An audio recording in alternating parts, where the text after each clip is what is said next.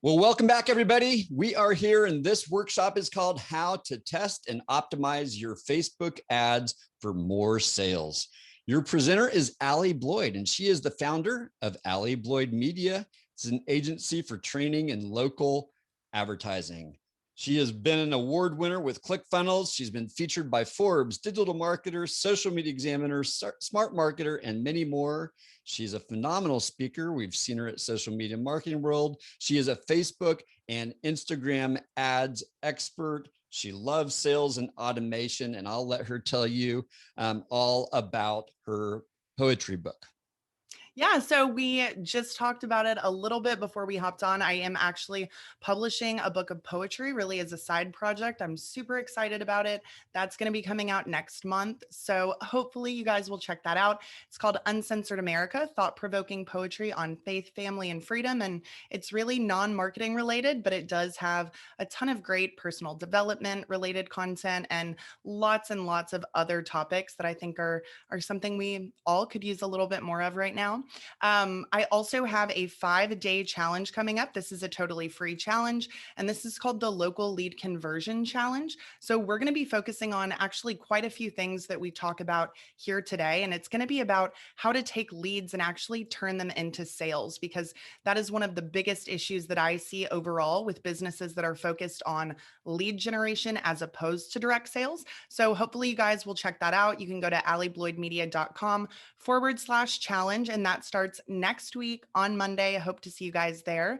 But with that said, we can go ahead and dive in. So this is going to be a very different type of presentation today. We're going to be actually setting up a testing campaign. So what I've done is I've put together different ad creative and ad copy for a new client that we have. And I'm just going to be walking you guys through all of the steps that I would go through to set up these testing campaigns. So we're going to talk about several things that we won't necessarily get to set up live on screen. However, if you do have questions related to anything that we don't get into the nitty-gritty of, I'm happy to answer that in the Q&A, which is going to be right after this presentation. So the first thing that you're going to want to pull up is the Social Media Marketing Workshops checklist pack. So this checklist pack is something that I really think you guys are going to enjoy. I have utilized this for quite some time for the students in my program, and it's something that a lot of people tell me they just print off and keep on their desk as a way to really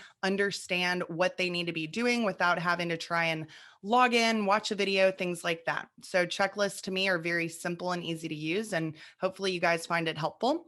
The first thing that we're going to be talking about is really these initial steps. So most people that are not extremely familiar with launching campaigns from scratch, they often don't really understand all of the different steps involved and maybe what the order of those steps actually is. So that's the first thing that I wanted to go through with you. We really want to kind of give you a high level overview, and then we're going to dive into the very specific sections of things that we want to work through today. So decide on your goal. This is a really important one because if you don't know what your goal is, you're not going to know if you're actually achieving it. So really clarifying what success looks like to you and your business is critical. Researching your audience. This is so important. However, for a lot of businesses, you don't necessarily need to be using a ton of fancy targeting, so to speak. A lot of the targeting that we'll set up today will very much clarify that for you. I focus on working with local businesses and marketers who also work with local businesses. However, I personally do a ton of national and worldwide advertising for myself and for several other clients as well. So whether it's local or national/global, I'm happy to answer those questions for you. Developing your avatars. This is something else that a lot of people tend to just skip over. And after you've done that audience research, you really need to make sure that you're breaking those different audiences into groups, giving them names that make them easy to remember, easy to communicate with your team regarding these different types of avatars, so that you can ultimately craft your imagery and your messaging very much around these specific avatars. Installing your Facebook pixel is something that you want to do if you already have a website or landing page.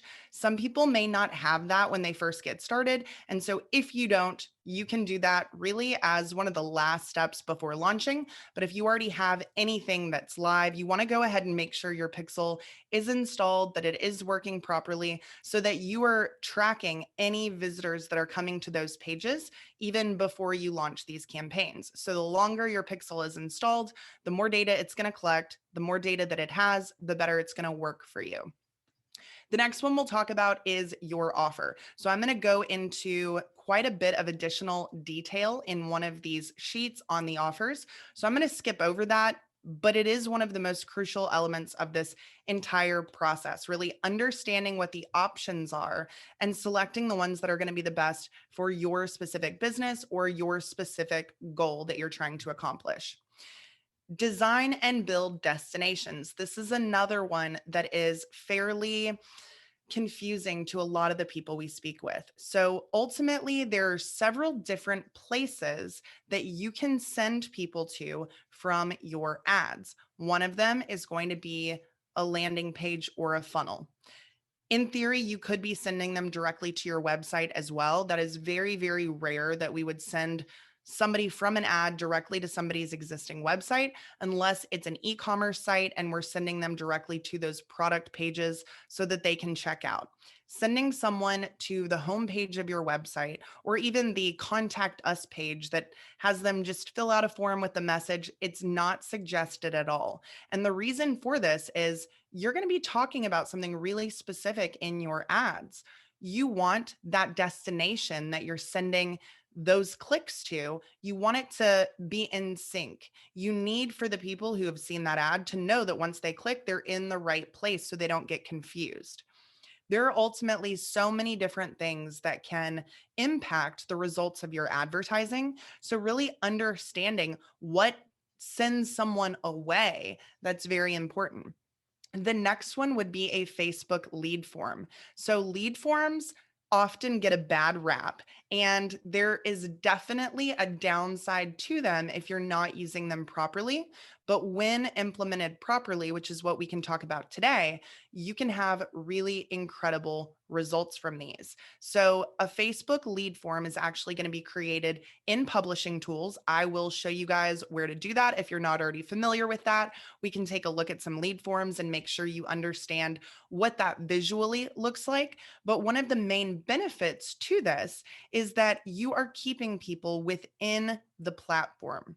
So I'm sure a lot of people have been confused or stressed out about the iOS updates, how that might impact your ad performance and things like that. But the truth is that if you can keep some of these elements on platform, their actions will always be tracked because it's something that Facebook has this firsthand knowledge of.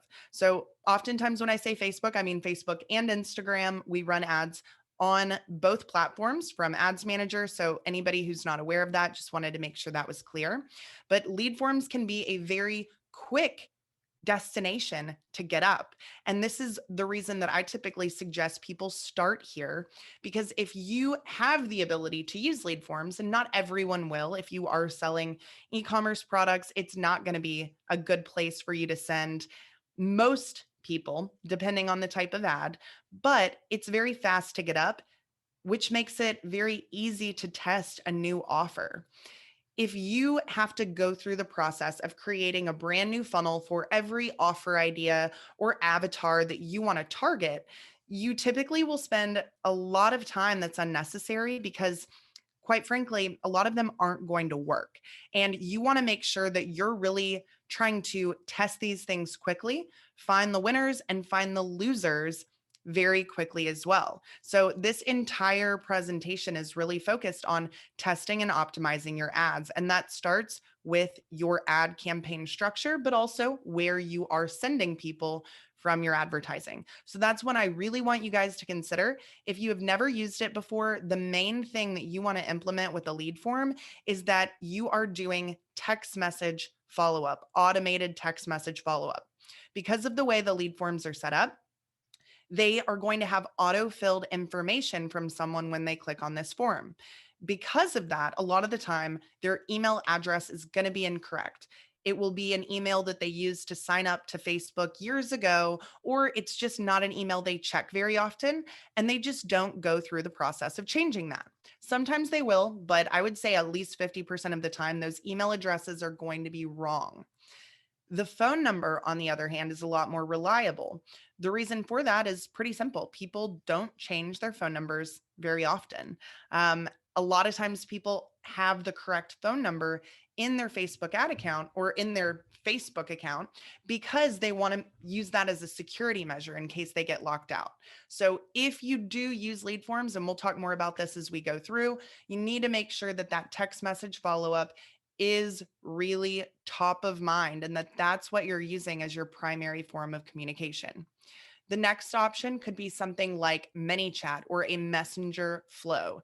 Those messenger ads can work really well, but there is a downside in certain markets to certain audiences. We have tried this in lots of different cities and states across the United States, and some audiences just don't really know how to use them very well. I tend to see an older demographic struggling with this a little bit more because they're just not using it on a daily basis. And with something like an automated messenger flow, you really need people to respond in the proper ways. You also need them to click on the right buttons or do the things you're asking them to do in order for it to work for them. So that is something I would consider with your specific audiences, but really these are the three main destinations that we're going to be focused on. So which one is right for you? I think the first question to ask is, have I already validated my offer? So again, we'll move on to offers as soon as I work through this sheet with you. So we'll talk a lot more about that. But if you have not and you're still testing things, I think that if possible, a lead form is a great first step, because if you're not getting leads from a lead form, it's going to be pretty unlikely that you're going to get leads from a landing page. And that's not always true. Take, for example, my 5-day challenge. I use a landing page 99.9% of the time.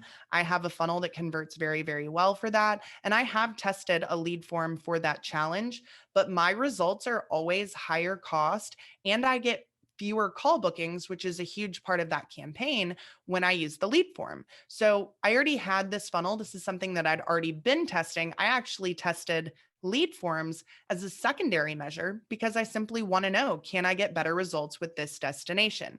So it doesn't work 100% of the time, but the truth is, because it's so fast and easy for someone to set up, you really can start running your ads pretty quickly. And I think that's a huge benefit because a big thing that I see is the fear of publishing, the fear of going live. This is something you really need to actively be aware of, because if you don't actually publish your ads, if you're not willing to start this testing process and see what happens, you're never going to know, first and foremost, what kind of results you can expect. A lot of people don't know what a good cost per lead or customer acquisition cost is going to be for them. And the truth is that depending on the industry and the offer that you have, there may not be standardized data available for that. You really have to get in there, test your ads, see what the results look like. You're obviously going to take that lowest cost or the highest results and use that as your benchmark moving forward. But until you do that, you're never really going to know. So make sure that launching quickly is something that you focus on, because you can really lose yourself in setting up all of these different things, feeling busy, feeling productive. But at the end of the day, they're not worth much of anything if you don't actually get your ads out there for the world to see. After we do that, we then want to focus on creating custom conversions and standard events for our Facebook pixel that are designed around the destinations that we've actually set up. That's going to allow us to track the effectiveness of our advertising for the core goals that we want. And that flows right into the next one, which is setting up your ads manager data. This one thing can open your eyes tremendously, but most people have never done it. They don't know it's an option. And they are ultimately, because of that, blinded in terms of the real results their ads are producing. Sometimes they're shutting off ads that are working very well, and they're running ads that are not working at all simply because they don't know. So we'll also look into that today. But these are some really, really important things on the front end. Then we're going to take a look at the back end. So SMS and email follow-up sequences. These are really, really, really important. I mentioned how important they are with the lead forms, but ultimately they're important for all of them. What I want you to realize is that when someone becomes a lead, or even a sale, that's not the end of the road. That's only the beginning. And what you choose to do after that happens will ultimately determine the return on investment that you are making from your ads. Once we do that, we really need to make sure that we have a plan in place internally to deal with these leads. Who's going to be reaching out to them? What are we going to say? What is the next step we want to get them to? So that definitely needs to be a conversation that you're having before you launch, because the worst thing you could do is drive a lot of leads, spend a good bit of money, have people that are either answering the phone or responding to someone, and they have no idea what your offer is. They don't even know what they're talking about. And ultimately, they're not going to be able to convert them into a customer very easily if that's the case. The next thing we want to do is actually map out our ads. So as you can see, we have not even started to create an ad until halfway down this list. That's something you really need to be aware of. Most people want to dive in directly into Ads Manager, throw something together, test it out, one ad. If it doesn't work, they say Facebook and Instagram ads don't work for my business. Testing one ad is not testing, and diving into Ads Manager before you're ready is only going to hurt you. You need to be willing to lay the foundation and do the groundwork before you ever go into Ads Manager. And if you can do that, you are going to feel so much more confident. You're going to have a very clear plan in place, and you're actually going to create ads that are going to help fuel those goals that you already decided. So we'll write ad copy, we'll do creative, we'll talk about testing and testing budgets. We'll go through the campaign structure. The next thing is fun for me, not so fun for some people, and that's the integrations. So, integrations are automations, connecting different platforms together so that specific events can take place. Zapier is a really popular one. This is something that I use quite frequently, but we'll also talk about another platform that I use that has built in automations as well. This is crucial for any business. If you're not using something like this within your sales and marketing systems, you or your team is wasting a tremendous amount of time. There are so many tasks that are just recurring based on what happens. No one needs to manually be doing those things. If you can save time on all of those different events and also make sure that nothing slips through the cracks, because let's be honest, the human element of error or forgetfulness, it's always going to exist. So this really ensures that these steps are done every single time with every single lead or sale. These integrations are going to be very important because you need to make sure that this follow up process that you've mapped out actually takes place through these different technological systems. So ultimately, sales is a very big part of all of this. I feel that it's under discussed a lot of the time, and your sales process really needs to be understood, because you might be trying to force people into a flow, so to speak, that doesn't even actually work for them and what they need. So, understanding what is the first step for someone? What needs to happen next? Where will they convert the easiest? Is it on the phone? Is it on Zoom? Is it in person? Is it just directly on a website checkout page? Do I want people to call in? Do I want them to do everything through text message? Do I want them to be able to schedule a call? All of those aspects are really important and need to be thought out before you dive into this, because you don't want to set up a system around what you want. You want to set it up around what your leads actually need. That is what will turn them into paying customers. And that's why we're here, to get more sales out of our advertising. Once you've done that, you've got to test everything and make sure that it's working exactly as it was intended to.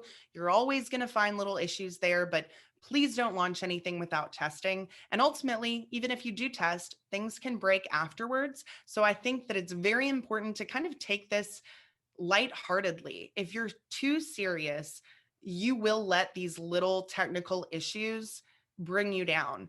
You're always going to experience the joys of technology, so to speak.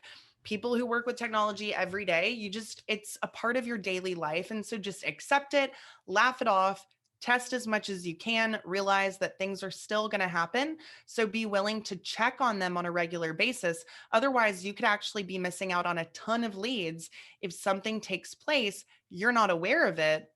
And then people are unable to schedule a call. They're unable to purchase. They're unable to fill out your form, whatever it may be. Believe me, I've had it happen. So I want you to learn from my mistakes over the years. And that's just to pay close attention to the actual elements that people are filling out, that they are pressing buttons that work, that they're going to the right next page, and that those standard events from your pixel are set up correctly. After that, we really want to make sure that we have a firm understanding of our cost. What cost per lead are we looking for if you already have existing data? Cost per schedule, cost per purchase.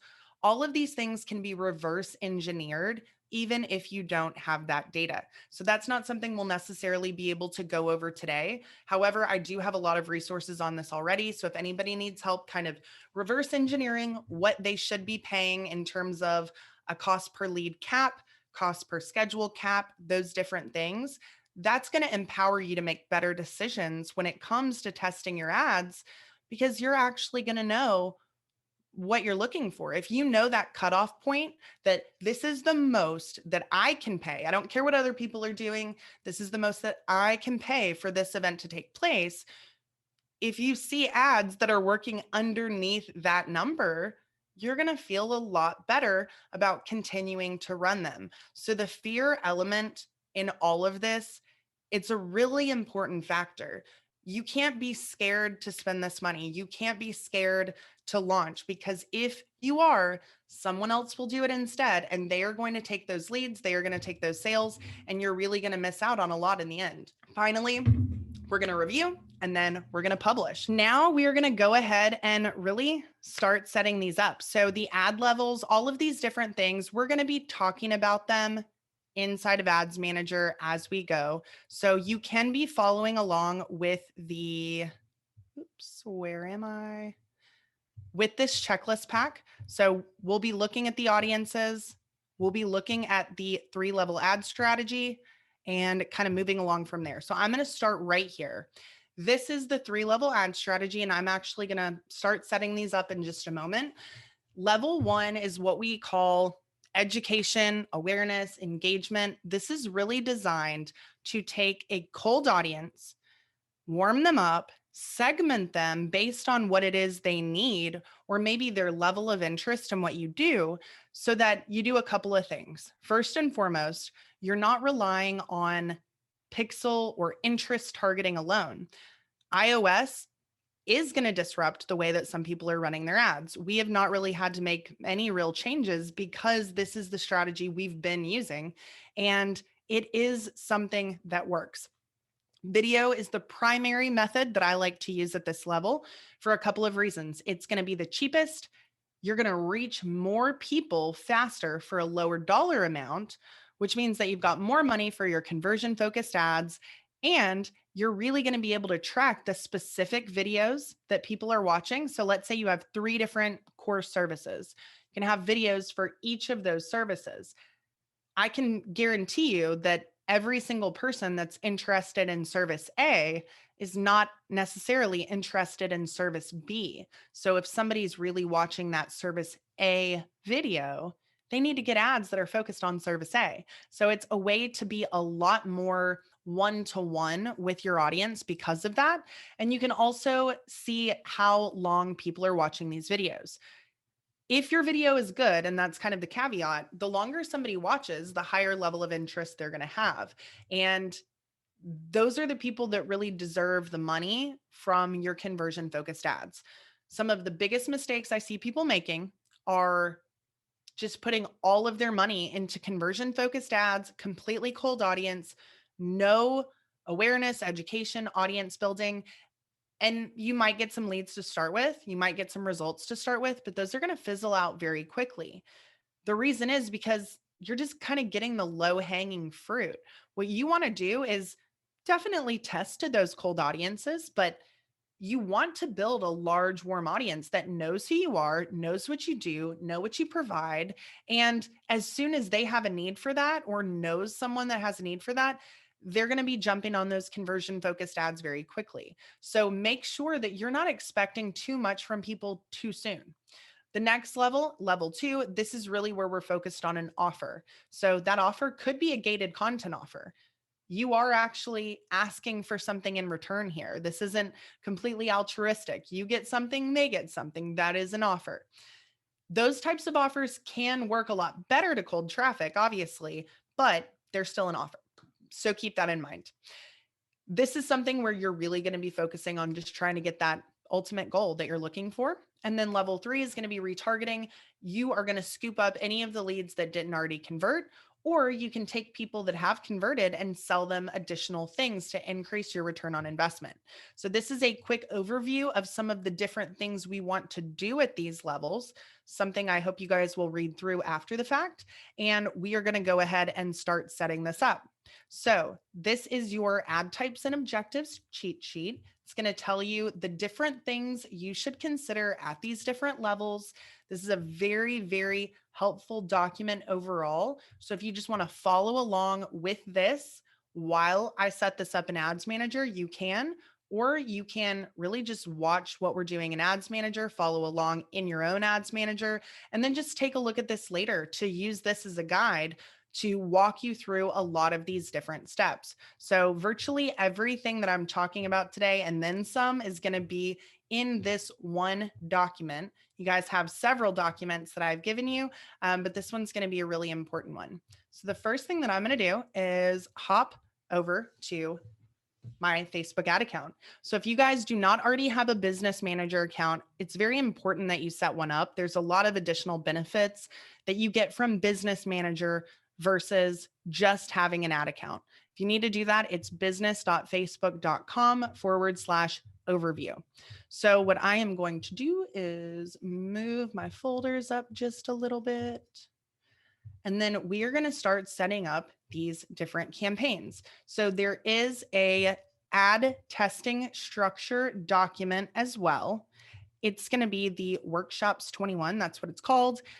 And it starts really on page 4. Okay. This is the ad testing side of it. So we do have ad tweaks that are going to be above that, but the testing structure is going to start right around page 4. So campaign, when we are testing a campaign, we would have the exact campaign, but 2 different objectives. That's the main difference when we're testing a campaign. That may be because of your destination. If you're doing a lead form ad, like we talked about, you can only use the lead generation objective. If you're doing a messenger focused ad, you're going to be doing a messages objective. So a lot of time that's the real differentiating factor there.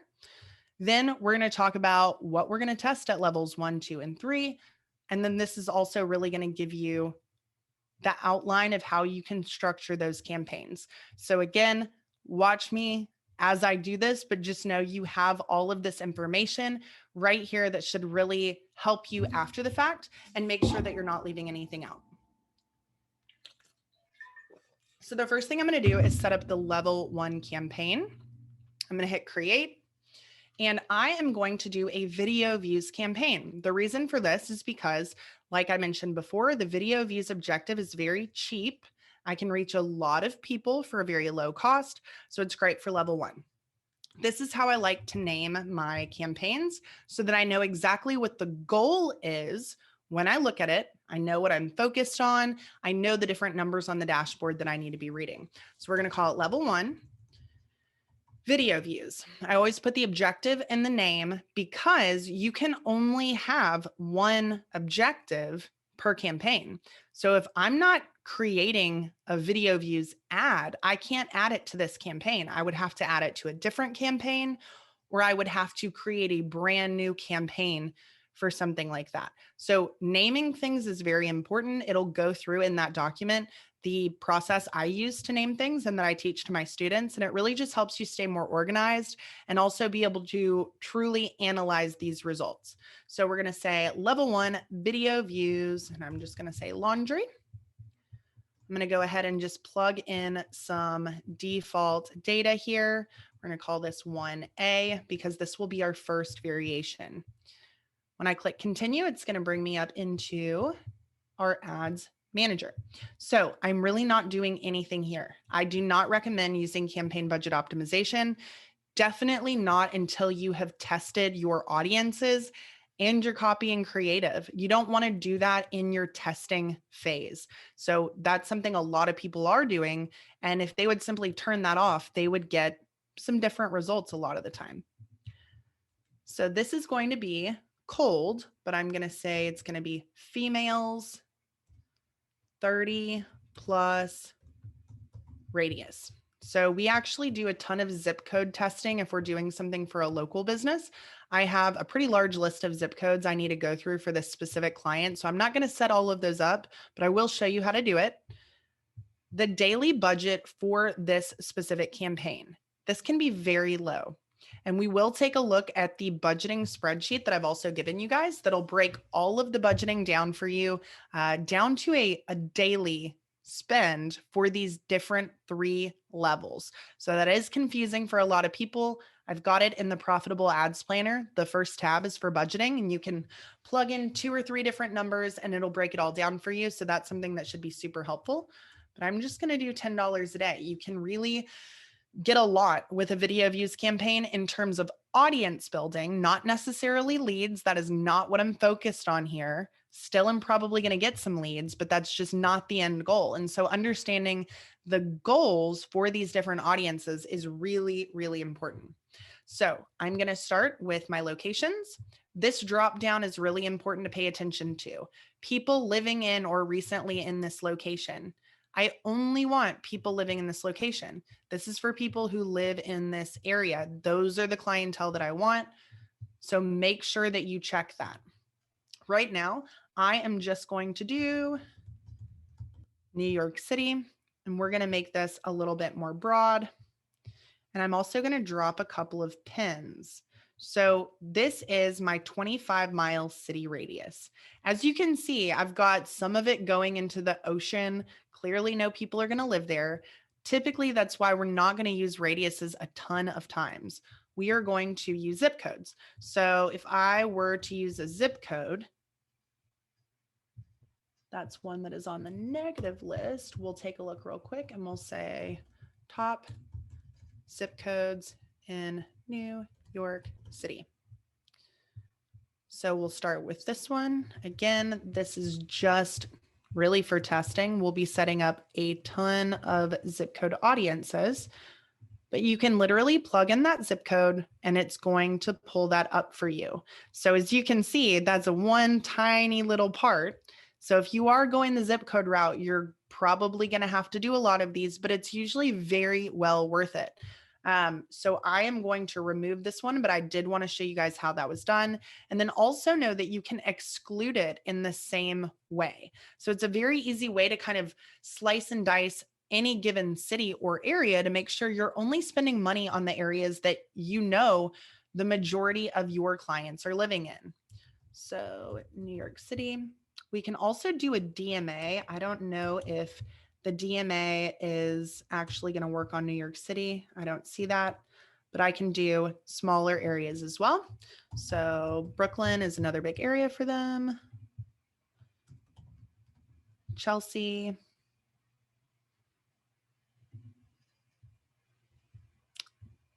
And that is not the one we want. So when you look at it on the map, you can see these different areas sometimes. So I'm just going to remove this and do New York City because we want this to be pretty broad because it is our cold traffic audiences. I'm also going to drop a pin right about here. And when you drop a pin, you can actually go down to a 1 mile radius. This is one of the smallest areas that you can do, but it's only with dropping a pin. I'm going to increase this radius, zoom out, and even if I'm covering the ocean, doesn't really matter. Just want to make sure I get the main areas that we're focused on. So that looks about right for his primary target audience. Now I'm going to go ahead and do age. So a lot of people will say, oh, just leave it completely open.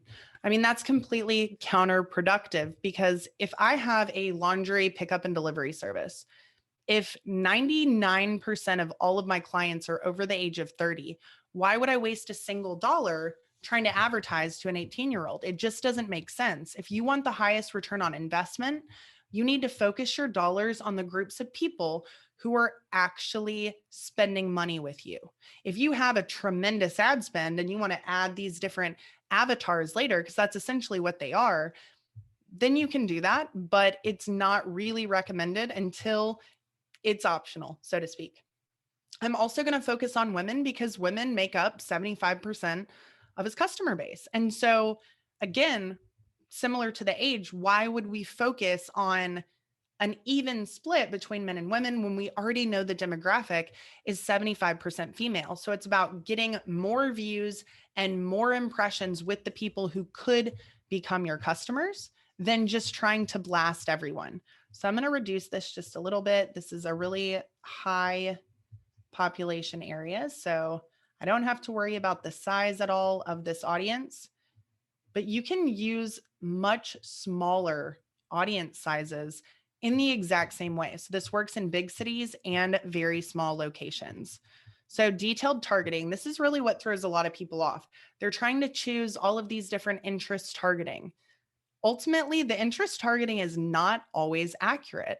Unless Facebook has firsthand experience that someone's actively searching for these things, they may be totally off.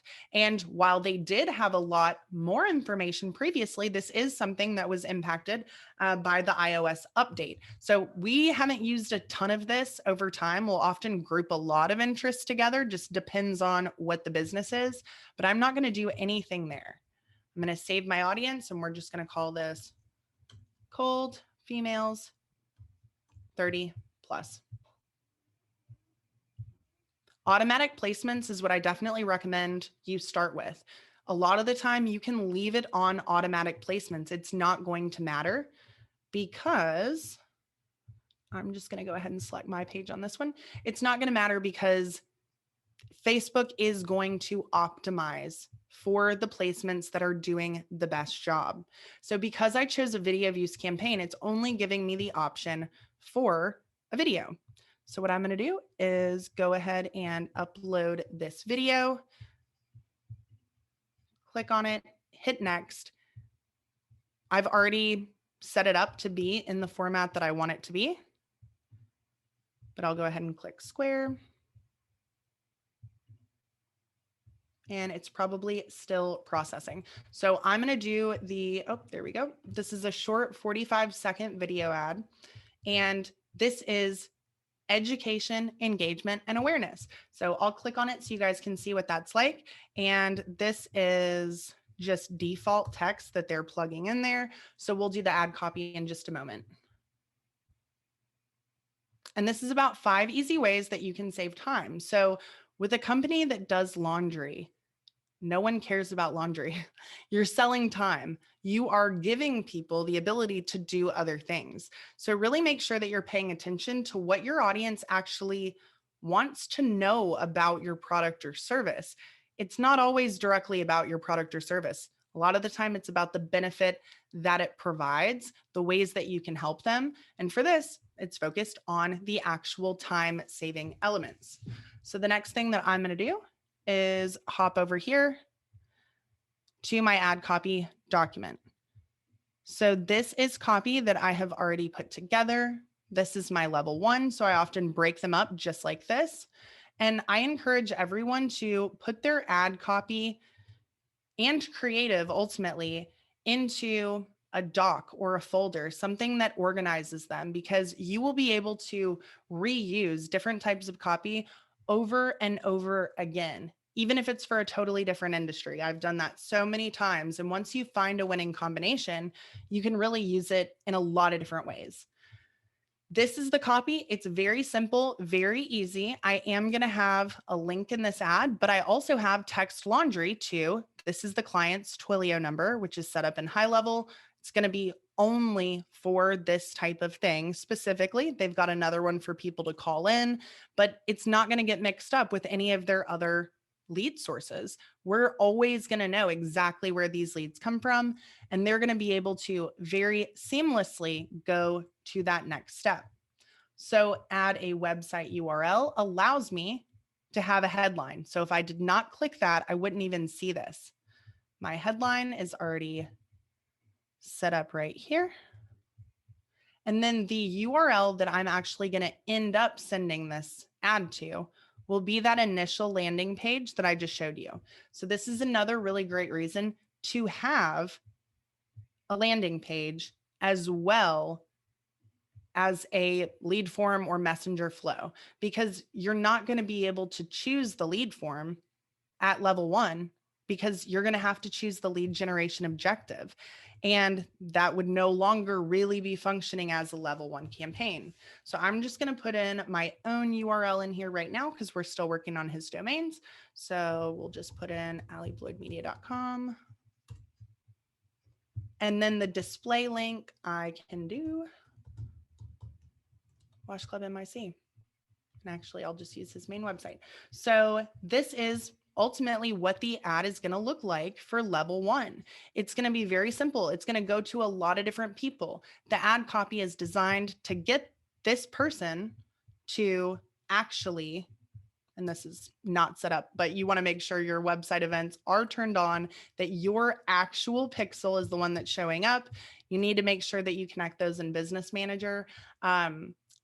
You really just want to make sure that whatever this ad is designed to do, your copy is pointing them to that. I don't need to try and push people to become a lead yet. That's not the goal of this type of campaign. It's to get them to watch the video. And so that is what my ad copy is doing. So once I've got this one, I have a couple of options. I could duplicate this ad and I could switch out the copy. So with something like a video, you're probably just going to be testing copy variations, or you're going to be testing separate videos. But because level 1 does not necessarily have to be super complex, I've also tested this several times already. I know that this type of video works well. I know that this messaging works well for this type of business. This one video is the only one I'm going to set up in this level 1 video views campaign. However, I'm going to set up another level 1 ad, and that's going to be for engagement. So you can actually do this directly from your page as well. It's what people would call boosting a post, but it needs to be a very specific type of post, and there need to be really specific steps that you're taking in order for those to be profitable for you at all. So this is going to be post engagement. I'm going to name my campaign. We're going to name this level 1 engagement A, B, C, D. Or I could put laundry. So this is also going to go to that same cold audience. So I'm going to say females 30 plus. We'll just say NYC radius. And this is going to be called ABCD. So what I really like to do with engagement style posts is simply get people to engage. So depending on what your business does, that could be a lot of different types of content. What I've found that works really well is something that really encourages people to comment. That could be a before and after. That could be what we're about to do here, which is I'm getting people to pick something, this or that. Which one would you rather have, this bathroom or this kitchen? People like to share their opinion. And so if you can go ahead and tell them that you want to hear it, they're going to be a lot more likely to do that. There are several different options when it comes to engagement posts. something that asks a question is always good, but this is really why you need to be using your page post as a way to test what your audience actually engages with. That's going to make these types of actual campaigns a lot more effective. So I am again going to go to this same audience. Since I saved it before, it's now saved right here. I'm going to leave automatic placements, even though ultimately it's going to end up being shown in the news feeds. If you have an Instagram account, you can select it there. It'll still run on Instagram, even if you do not have an account connected. So from here, I can either select a post or I can create a post. I can select a post I've already been running. And if you plan on running a page post long-term, that is what you should be doing. But I'm going to go ahead and create post. I am going to grab this copy. I'm going to upload a photo or a video. And I am ultimately not actually going to publish this because I don't want to publish this to my page. I'm going to go ahead and just download the one in my folder to make it a little bit easier. So I've got my ads, level 1, level 2, and level 3 separated out. Being organized is also going to allow a lot of team members to pick this up a lot more easily because they'll know exactly where to go. You'll know how to train them. This is all this is. Which would you rather get rid of for life, essentially, is what the copy says. Laundry, dishes, vacuuming, or dusting.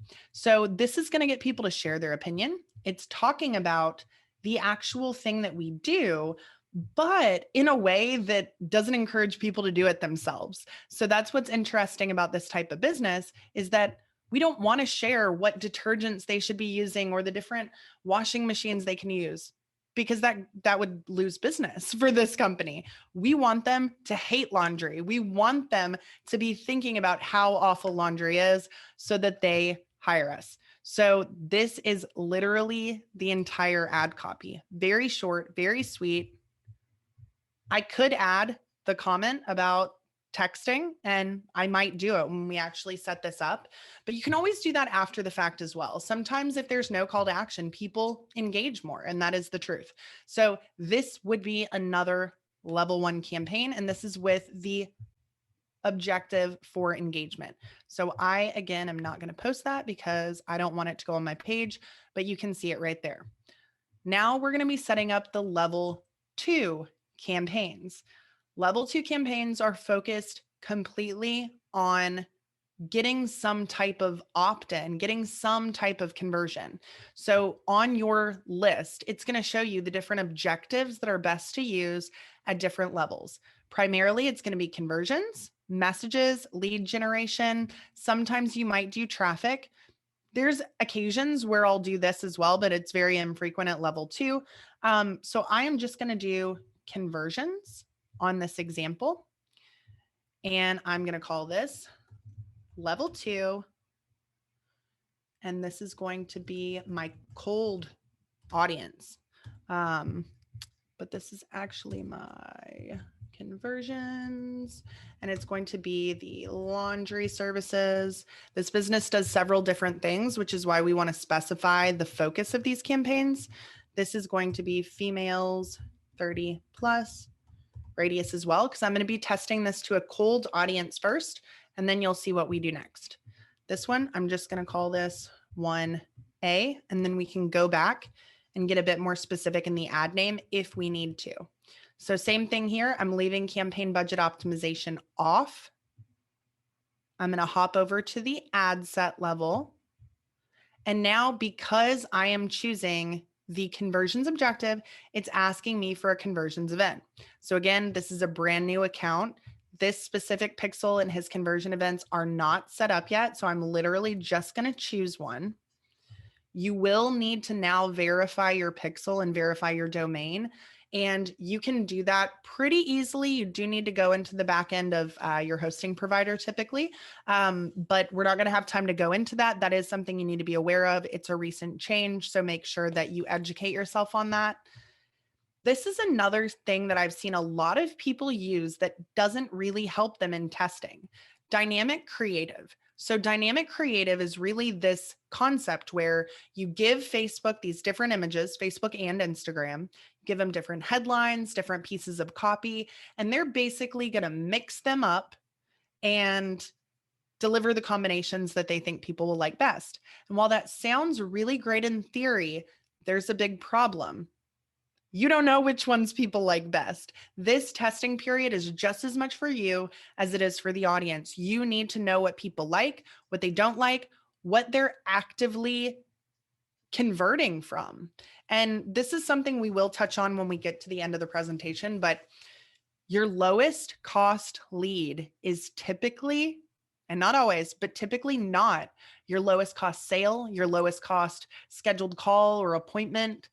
Those are the things I'd encourage you to look at the most, unless it's all about lead volume where you just want to build your list. Yes, for those cases, look at the lowest cost per lead or lowest cost per contact, so to speak. If you're really focused on making money, don't just let that lowest cost per lead be the one thing that drives you. You've got to look at those actions that someone has to take in order to make a sale. And if you don't know which combinations are the ones that are actually causing those things to happen, you're really not going to be in any better of a position. Let's say they change the algorithm, they take away this feature. If you haven't learned from the testing that you're doing, you're really going to be back to square one. So I would not recommend that. You can do it later on, similar to campaign budget optimization. This is really for something after the initial testing has already been done. For this, I'm going to do $100, not $1,000 per day. And occasionally you will see that maybe your budget isn't spending all the way. If that's the case, you might want to switch it to lifetime budget just to see if that fixes it. There could be several other issues, but just want to make sure you guys are aware of that. I typically am focused mainly on daily budget. And then we are going to use that exact same audience. So typically with our cold traffic audiences, especially if I already know the primary demographic, I will only use a handful of saved audiences. On the national level, the global level, you're going to see a lot more audience testing with cold traffic.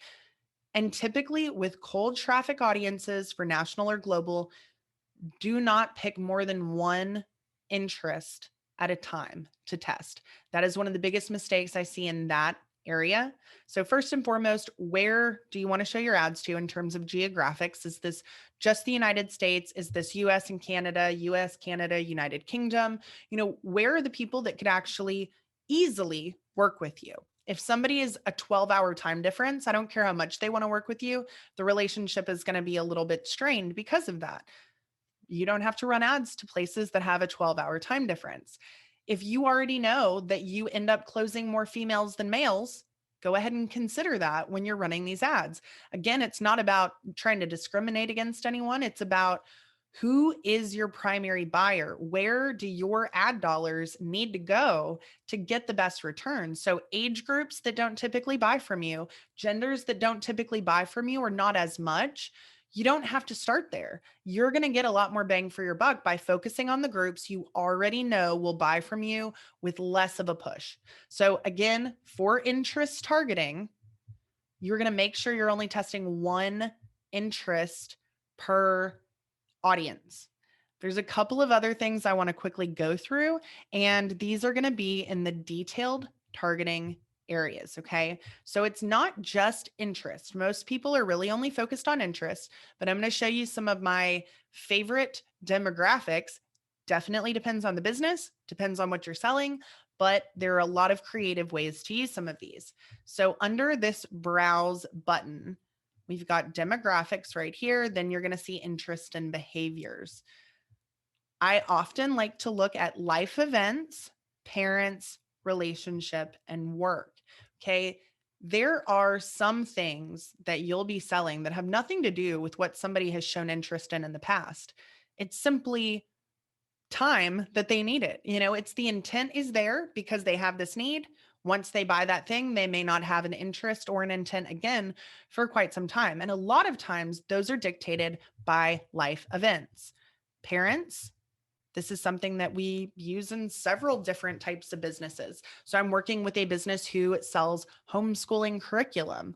Clearly, people who have parents of children within a certain age range, that is the primary targeting mechanism that we want to use, because if they don't have kids, they're not homeschooling. So making sure you really understand the makeup of their family, maybe the life events that cause someone to need your product or service a lot more. And several of those can be found here. So you can do all parents, newborn parents, all these different age ranges.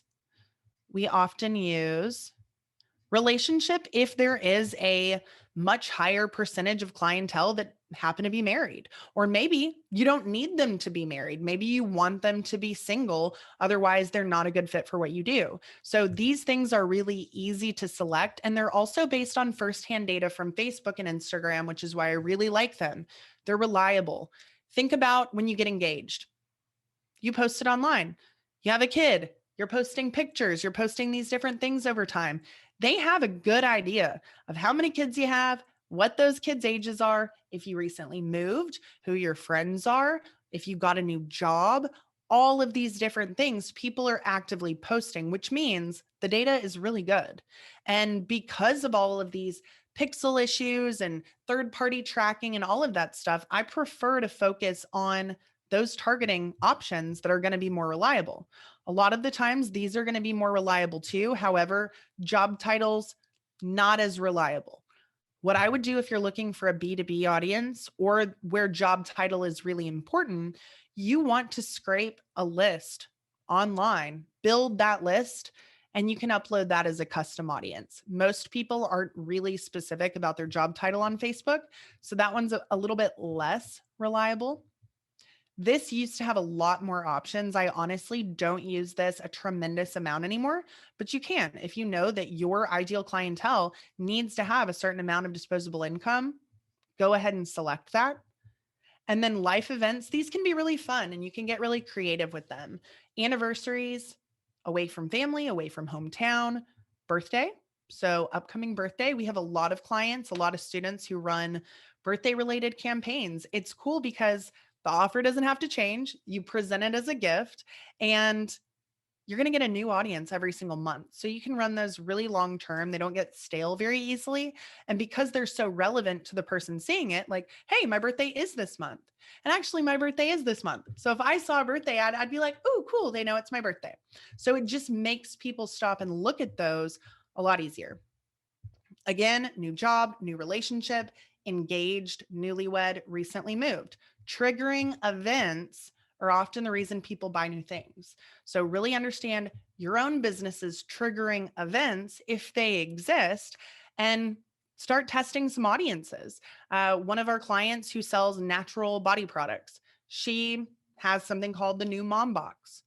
It's natural body products. We also have the overworked mom box and the sleep box. Those are perfect for parents of newborns and young toddlers. Even though anyone could really buy that in theory, maybe they're buying it as a gift for someone else. Why not just market it directly to these people that have a really easy connection with that product or service? So we are just going to leave this as it is. Again, don't typically do a ton of different testing where cold traffic is concerned for a local business. I'm not going to update that. So I'm just exiting off of that. I will typically have a pretty long list of zip codes, and that's what we will be focusing on. However, if your business doesn't have specific areas that are going to be more likely to buy, you could do a radius. We just typically see that because zip codes break up the city really easily, zip codes tend to be more effective. So we'll go ahead and select this. And we have several different options. So the first one I'm going to do is a video. And I'll do videos, I'll do images. I will also do carousels at level 2. There's a lot of different stuff that you can test and try. Sometimes just a regular image is going to work better than anything else, but that's why we're here today. You never know until you test it. And that is really accurate. A lot of people want to try and act like they know exactly what's going to work before ever testing something. And that's simply It's not true because your audience, your buyers, those are the people who need to be deciding what's most effective, not you. This isn't your product or service that you're buying.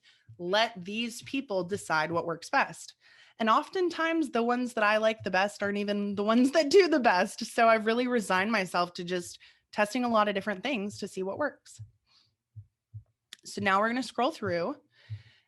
And these are some options I have for level 2 testing. This one's a long one. I have used that for another laundry company in the past. It's worked really well. Same with this one. I've also used it for a lot of other random industries, which has been fun. Those are longer copy. I am going to use this one. This is also kind of a tried and true piece of copy that I can adjust. And then I'm going to go ahead and space these out. It's going to show you your preview over here. This is not always exactly how it's going to look. So I know that you're going to see actually more lines than what's being shown before the read more button, but that is a very important thing. You want the most important pieces of information to show up above read more if possible, to make sure that people understand what it is you do and to really pique their interest while you have them. I'm going to go and copy this one. And then we'll just use this as our newsfeed link description.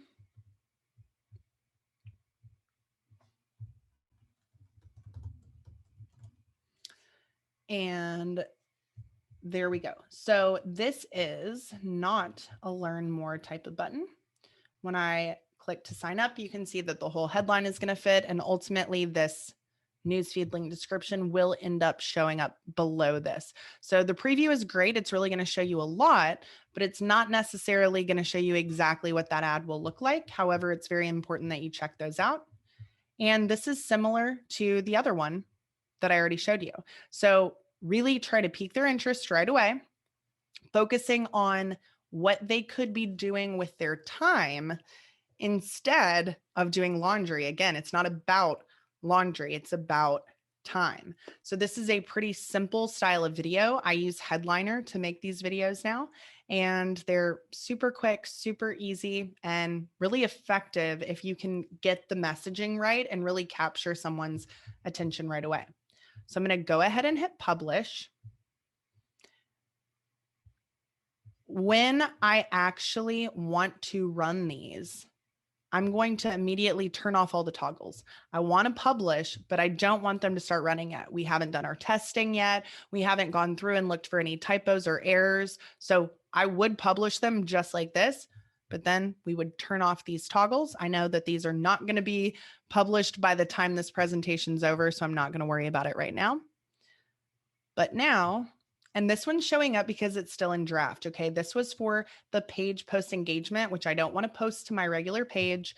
So that's why it's showing up. This is not actually in here. So I'm going to just delete it to make this a little bit easier for you guys. Now that I have my first ad set with my ad, with all of the settings I want, I'm simply going to duplicate this. It's going to have all of the same info that I had. Again, this is really just for purposes of this presentation because his are not actually set up yet. Usually the ones that I'm going to be using are schedule, complete registration, depends on what you're doing, but I use those quite a bit. If you're actually selling e-commerce, purchase, add to cart, highly encourage a purchase conversion. But one thing to know there is that you do not necessarily want to use the conversions objective. The pixel needs to have about 50 conversions per week to optimize properly. And so if you've got an offer and a budget that you know is probably not going to get that, you don't have to start there. You can still test it, but you're probably not going to see the best results. So a lead magnet, that can be a great one for conversions because you can easily get 50 in a week. But if you're trying to get an in-person consultation opt-in, it's going to be a tall order on what most people are starting with in terms of their budget. So I already have everything I wanted in that other one. So now I'm going to change this name to 1B. And I am going to clear that video. And I'm going to add an image. Actually, I'm going to add a video. I think this is going to be my animated video. We'll go ahead and download it here so that I do not have to scroll through and find that.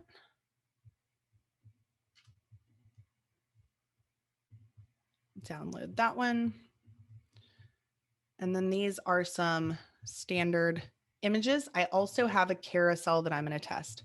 So typically 2 pieces of creative, 2 pieces of copy, maybe 3 and 3. That's really all you want to do at level 2. Level 2 is definitely the most important place for us to do this testing, mainly because this is where our conversions come from. You are still going to be testing videos, but because the budget can be so much lower, you don't necessarily have to do that all at once. If you're building the audience, if the topic of the video is correct, that's really important, then you're really going to be achieving your goals fairly easily. So this is the video. Sometimes this just screws up. Facebook Ads Manager can be buggy. I literally am not going to change anything else here. I'm just going to hit publish. This is just a little animated ad that has some movement on it. It looks like a social media photo, and we've used this successfully in the past as well. So I'm going to go ahead and give that a try. Once that is done, I'm going to change this to 1B so I know at a glance which ones are which. 1A. And now I'm going to do that exact same thing again, but we're going to change the copy and the creative. So duplicating your campaigns and your ad sets, it's going to make life a lot easier. This is all cold traffic testing right now because there is no warm audience. Primarily, you really want to focus level 2 on your warm audience. But before you have that, if you still want to get your ads out and test them to a cold audience, you have to keep that in mind that these people don't necessarily know you yet. You can still get good results. Just don't expect them to last forever because typically they're not going to. I'm going to go ahead and open this drive.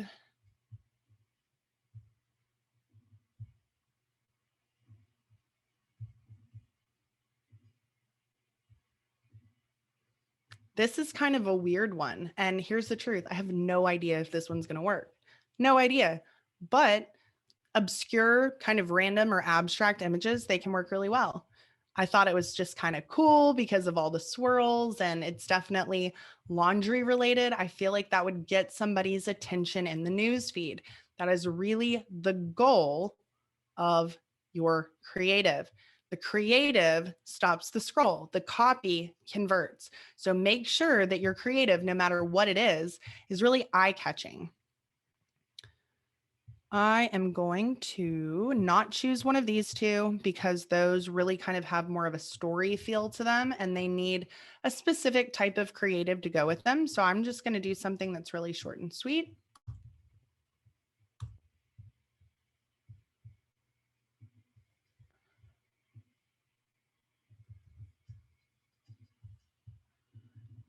But I did think about doing this headline. You are getting very tired of doing your laundry. I think that's cute. And then I'll do a click here. I like to do a little finger pointing emoji, pointing to that button if we see that newsfeed link description. So I think this one's funny. It's unique. Again, it could totally bomb, but who cares? I'm in the testing phase. That's exactly what I'm trying to do. See if there are some random options that are really going to exceed my expectations. Make sure I've really covered all my bases because it is things like this, surprisingly, that could be the best ad you've ever had. But you also have to accept that it could be the worst, and it's okay because that's what we're here for. So this is going to be 2. The reason I'm calling it 2 is because I have a different piece of copy.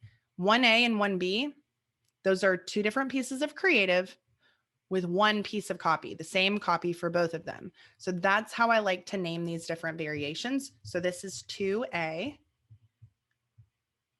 And I don't necessarily have to have a 2B. This one's kind of like an odd man out in terms of what I would normally want to do. But then I'm going to go back and change this as well to A. Now we're going to duplicate again. So it's level 2. There's going to be a lot of duplicating. You should end up with about 4 to 6 ad sets in this campaign. And I'm actually just going to call this 3A because I'm not going to use that same piece of ad copy or that same piece of creative because I don't need to. As you guys have probably noticed, I'm spending about $100 per day per ad set, which only has one ad in it. The testing budget that you decide on is going to seriously impact the results that you get. I like to tell people to separate their testing budget from their monthly ad spend that they would like to have. You are going to get so much greater in terms of results if you can put additional money aside for testing. The sooner you get this testing done, the sooner you find out which ads are rock stars and which ads are losers so that you don't have to spend any additional money on that. And the testing is still going to need to be done regardless, but it's basically a slow and painful process if you try and stretch it out. Go ahead and suck it up and be willing to spend more money on this testing phase. You don't have to run them all for very many days. You should honestly see the winners and the losers pretty quickly. And then you're just going to have these close competitors that you're kind of waiting to see which one does the best. So I'm going to go ahead and change this one. I'd like to do a carousel. Carousels take a bit more time, but carousels can work well. And I can even show you my creative for the carousel, so you guys can check that out if you'd like to. So I am just going to do a plain image right here. And I'm going to use this copy. People are something that I would encourage you to have in a lot of your ad creative. People connect with people. It catches your eye. This is what you expect to see on social media, pictures of people. Because of that, it's going to work out a lot better. So this is really just talking about everything you wish you could do instead of laundry. We still have that text laundry, or they can click the link. This headline no longer makes sense. So we're going to use this headline.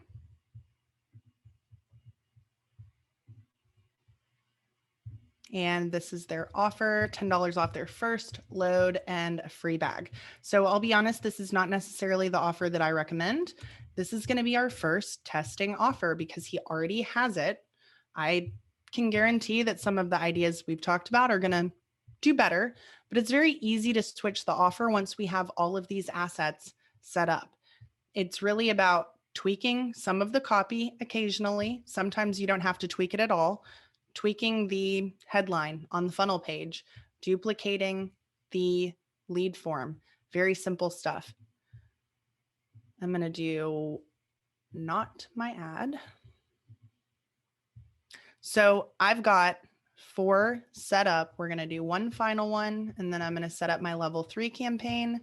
I also typically do less testing at level 3 because by the time they've gotten to level 3, they're really going to see these ads over and over again. So while I'm doing a lot of cold traffic testing right now, the warm audience is really going to be where these winners end up going primarily. So I'm going to do one warm audience test, but I will probably duplicate this entire campaign for that because once I have all these different ads set up, I can very easily take all of them, switch the audience, and test those. But this is most important because if you do not have a warm audience, then you still want to go ahead and start getting some conversions. But that level 1 campaign is going to be building our warm audience while we test this so that our warm audience will be the primary audience for level 2 over time. So I am actually going to use this piece of ad copy because it works better. So this is more copy than I'd normally test, but I've already tested these pieces of copy and I want to know which one is going to work best for this specific business. So as long as you have the budget to do it, there's really nothing wrong with testing more. But if you do not have the budget, you really want to focus on testing 2 pieces of copy, 2 pieces of creative, seeing which ones win, keeping those, and then testing your next set of copy and creative. So it's going to be an ongoing process. There's probably a better piece of creative for that, but who knows? It does fit with the copy overall if you read it. So I'm going to change this to 4A because it is different than what we previously had. So now I'm going to go back out, going to make sure that all of my ad sets are very clearly defined. The reason that you want to have one ad per ad set is at this point, Facebook is going to decide for you which ads inside of an ad set they think deserve the budget. Sometimes they're right, sometimes they're wrong. In testing, I want to have as much manual control over my tests as possible. I don't want Facebook to always decide. Their automation and their AI, there's a lot of positives, but it is not always right. You don't always know until you try. So one ad per ad set, even with the same audience, is highly, highly recommended. On this one, my level 3, I could do messages. I could do lead generation. I could actually end up doing brand awareness or reach long-term. So level 3 is going to be for people who are engaging with level 2, but they don't convert, or maybe they're engaging really heavily at level 1, but they don't convert. So it's going to be a small audience at the end of the day. And with an audience so small, I already know who these people are. In theory, we already know they have an interest. So if I just simply want to reach all of them, it's a defined audience, we could use one of these. And it's going to typically be lower cost than trying to use something like conversions. We could absolutely use conversions. That would be fine too. We could use lead generation. So I'm going to use this one just because we haven't set this up yet. Got to use lead generation objective. So I'm going to call it level 3, lead gen laundry. My ad set, we're going to call this warm. And really this would be smaller than your overall warm audience, but right now this is what we have to work with because it's just getting started. So my ad, I'm just going to call it 1A, the same as the other. And we're going to go through those same settings, selecting virtually the same thing. So you can actually do calls through the lead generation objective now. You were not able to do that in the past through this objective. I would only do that if you have ads running on a schedule. Because if you are not there to answer that phone, you have not collected that contact information and you can't really reach back out to them easily. You don't know their name yet, all of those different things. So I would have that in a separate campaign that's running on a schedule if you decide to have that. You also have to accept the Facebook lead ad terms of service. They will not let you publish this until you do that. And I'm just going to set this for $20 a day. And this is going to be for my custom audiences. So custom audience, these are our options. Your website traffic is highly important. That's why you need the pixel. Customer list, this is going to be your client list, your email list, maybe past leads that didn't convert.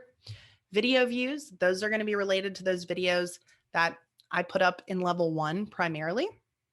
Facebook page, Instagram account, those are the ones you're going to be using most heavily, and then lead forms as well. So if you have different lead forms for different offers or services, you can say, okay, anybody who clicked on this lead form but did not submit it, or maybe people who clicked on this form and did submit it because I want to make sure they've actually purchased.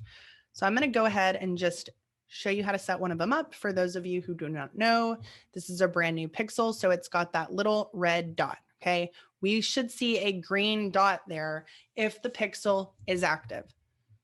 I'm going to set this up for 180 days, which is the most days that I can have, simply because we haven't been running ads to these people, or this business has not been running ads to these people. And so anyone who's been to the website, I want to make sure they see these ads. So I'm going to call it Web 180. I don't really need a description because that's pretty descriptive. And that is how easy it is to set that up as long as you've got the pixel and it's installed. I'm also going to do Facebook page. We are just going to select my page. So you can do everyone who's engaged with your page, anyone who's visited, engaged with any post or ad. We could do this. This is really going to be like everything. And because, again, this is going to be a smaller group of people because he hasn't been actively advertising, we're just going to do everyone who's engaged with the page for 365 days. Ultimately, we'll end up refining that down over time. But it also depends on your business. If you have a long lead time, you could keep it at a year. This is a service that virtually anybody can use. I call it a mass market business. That's something that we really want to pay attention to because maybe it wasn't the right time before. It doesn't matter if they've seen us over and over. This isn't necessarily something that's really going to impact them. So we'll go ahead and X out of here and I'll just throw up this last ad and we can call it a day and open it up for questions. So I'm simply going to switch these things out.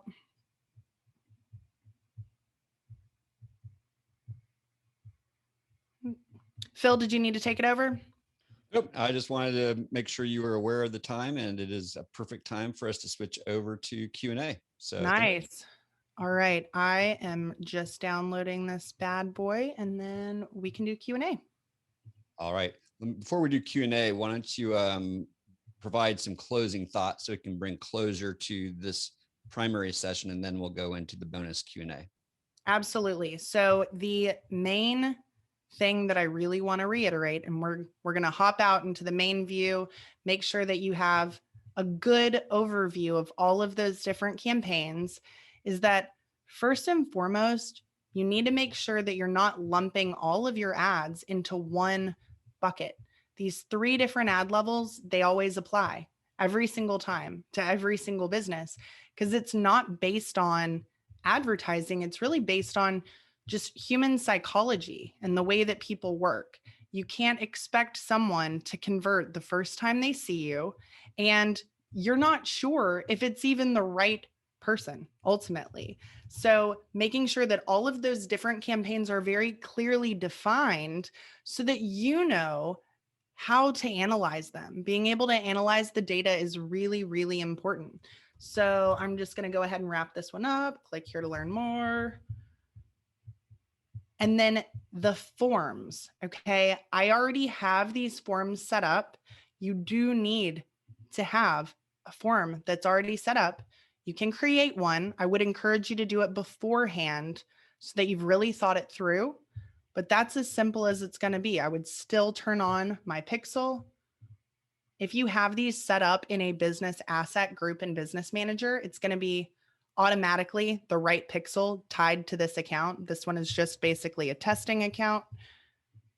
And there we go. I would do the exact same thing, duplicate that, switch the creative, and call it a day. So this is what my testing campaign structure looks like. I deleted our second level 1 because it was in draft. That was going to be my, well, I guess I deleted the ad. Level 1 engagement, laundry. Level 1 video views, laundry. Level 2 conversions, laundry. Level 3 lead gen, laundry. I know exactly what these are. I know that I'm looking for video statistics here, engagement statistics here, conversion and purchase statistics here, leads and purchase statistics here. So it makes it very easy to know what it is you're looking for. These are the different ad sets that I'm testing. I have 5 different ads that I'm testing right now.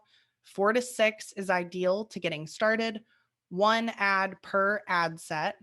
Don't spend too little that you shoot yourself in the foot. You've got to give Facebook enough money to work with. You can turn things off when it's clear they're not working. I like to give it at least a week to account for things like the weekend and buying behavior throughout the course of the week. So sometimes you'll be able to know a little bit sooner, but I'd encourage you to give it a week and just have that budget set aside. These are how my different ads are going to look. And that's it. In terms of customizing your columns, this is how you're going to do it. All right. You're going to customize your columns right here. I have a video on Social Media Examiner's YouTube page on that exact thing.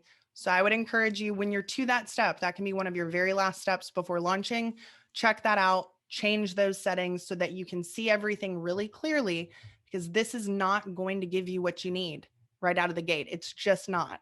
I'm actually surprised that the statistics and the data that they show you is not better for advertisers, but you're going to have to customize these columns to what you need, the custom conversions you have created. And then you'll be able to see so much more information and really have the confidence to know what's working for me, what's not working for me, and what can I scale and what can I turn off, and do it with confidence, knowing that you've already thought through your profitability. You can see very clearly how many sales are coming from these, how many leads, how many scheduled calls, scheduled appointments, and you know that you're going to be increasing your sales. Do not forget the lead follow-up portion that we talked about before getting started. That should be done first. But all of those pieces are connected to my funnels. They're connected to my lead forms. So I don't need to do anything after this point. I'm good. I would really just be going through and checking everything and testing everything to make sure it works as intended. So that's really all I have. I mean, I have a lot more, but that's all I have for today. So we can go ahead and hop in with some Q&A.